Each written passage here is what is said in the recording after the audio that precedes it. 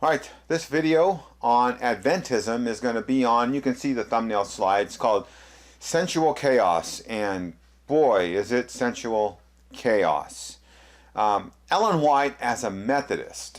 By the way, if you don't know, this is October, it's Spirit of Prophecy Month, the Adventist Book Center, so I went ahead and ordered this book called Accepting Ellen White. And then this, you know what this author does?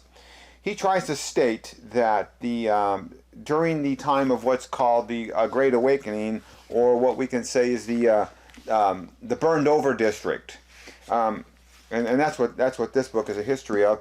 That the excesses that we saw, the fanaticism in the burned over district, all it did was show that, well, Christianity was more open to people rolling around and barking and having visions and all that.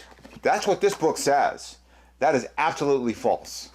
I am currently reading this book here in the burned over district, where it says that the Presbyterians and the Calvinists had nothing to do with the absurdities of Methodism. By the way, and that's what Ellen White's history was, and he tells us here in this book, Ellen White as a Methodist was probably used to those odd behaviors, but they were not universally accepted by the church.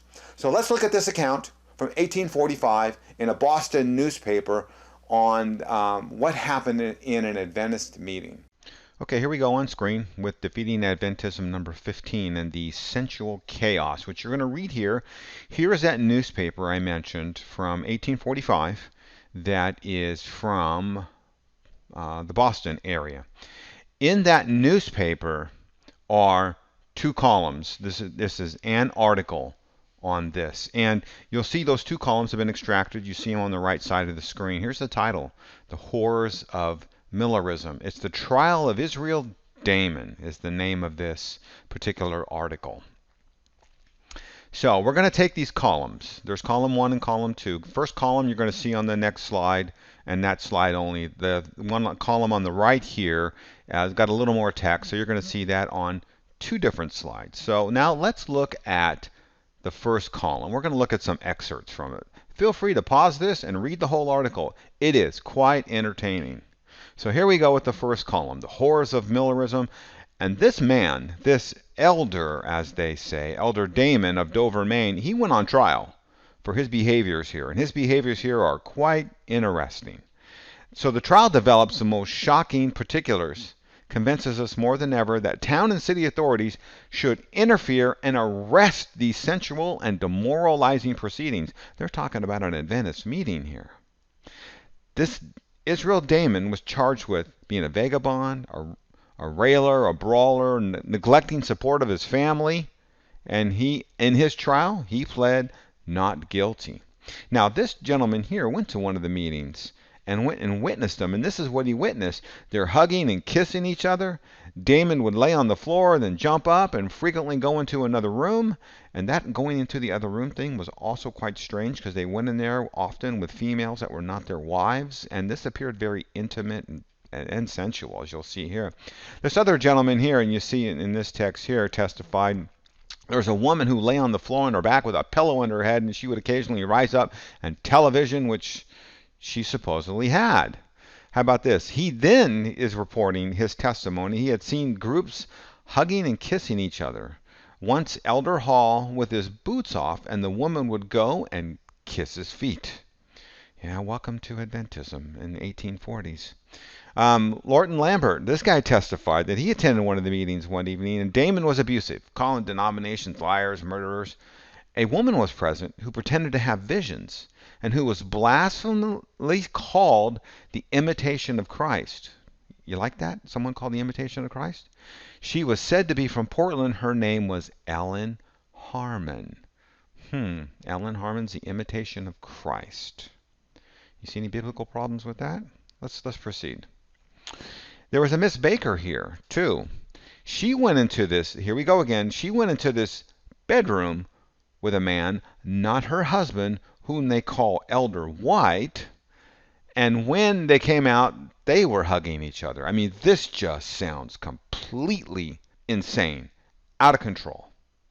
So we're going to continue on with the second column here. The visionist, Miss Harmon, would lay on the floor from 7 to 1 o'clock in the night and have her visions. Elder White said that if God had anything to reveal, he was going to do it through her, and she acted as mediator. Wow. This is, talk about first account insight into early Adventism. So the first witness now. Now we have a witness by the prosecution. Here's a witness by the defense. Mr. Ayer said, well, he denied that a man went into the room with Miss Baker, right? He is an Adventist and said it was part of their faith to kiss each other and that they had Bible authority to prove it. I bet they did. Like they got Bible authority to prove the Sabbath and the gospel. And right, that would have been funny to see. I wish they would have put it here. That would have been a real hoot. And then he goes, Dammon admitted he had a spiritual wife and he was glad about it. And like, now we got like 1 foot in the Mormon camp here. This is really weird. You can. I'm not going to go off on a tangent here. Spiritual wifery. You can look that up. Very strange. So this George Woodbury affirmed that he believed in Miss White's visions. Why? Because she told his wife's feelings correctly. Well, isn't that interesting? He believed the world was going to come to an end in 2 months. And that's what the prisoner was basically, prisoner Israel Dammon was saying. He believed Sister Harmon and Baker's revelations as much as they came from God. You know what? Just as they do today, right? Sister Harmon said to his wife, this is a great one, and his girls, if they did not do as she said, they would go to hell. Hell? Really? Good old Sister Harmon there is going to send people to hell. Well, that's an interesting fact for Adventists today. So Dammon advised us that it was not going to work. Why? Because, well, the world is coming to an end. Why bother working? So he was, as the prisoner in this trial arose, and he said, well, you know, the world's going to come to an end within a week. Well, the judge and jury said, fine, but you're going to prison. You're going to jail for 10 days for your crazy, obnoxious behavior. So let's look at, we're going to finish up this second column. And you know what they say in this newspaper? They report this is not an isolated incident. This is happening in other places. And they're also holding and kissing and washing each other's feet. They're abandoning their work. Now, why are they abandoning their work? Because they still believed they were holding on to that false prophet, William Miller, in 1844, only that failed, so now they're looking for another excuse. And you know what? It actually didn't work out for them. Now, by this delusion of the devil, they're wallowing on the floor. Their characters lost, their families broken up, their daughters debased, their minds wild with insanity. What a great picture of early Adventism. And he goes, as we commend to the attention of all public authorities and private citizens this evil in our midst, and I would still say it's an evil in our midst, and pray success may attend their efforts to abate it and prevent its spread and desolating consequences. No doubt. Now, this happened in 1844. Your 28 Beliefs book, Seventh-day Adventist, says the functions of the prophetic gift in the New Testament, one of those functions is to protect the church against false doctrine. Well, what would you say about the behavior of the Adventists in this meeting? We just looked at this historical account in this newspaper. Do you think Ellen White protected the church against false doctrine, false beliefs, excess? I don't think so. Now, that was in 1845, right? She had this prophetic gift, also from the 28 Beliefs book on page 261, from 1844.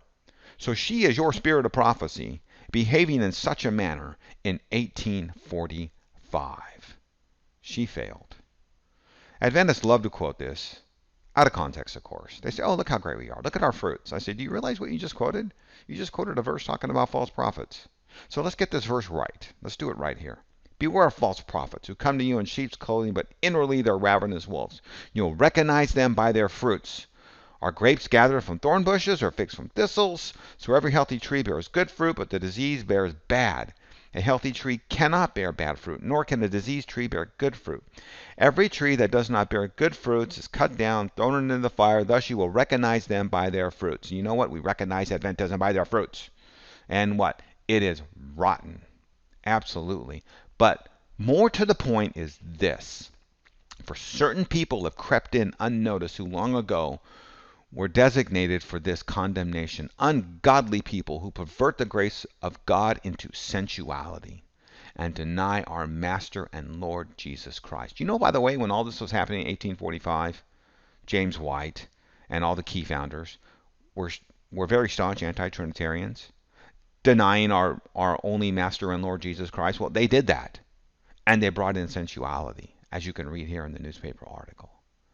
Adventism is a false, non-Christian religion. Adventists need to examine their religion, examine themselves, and leave this false religion.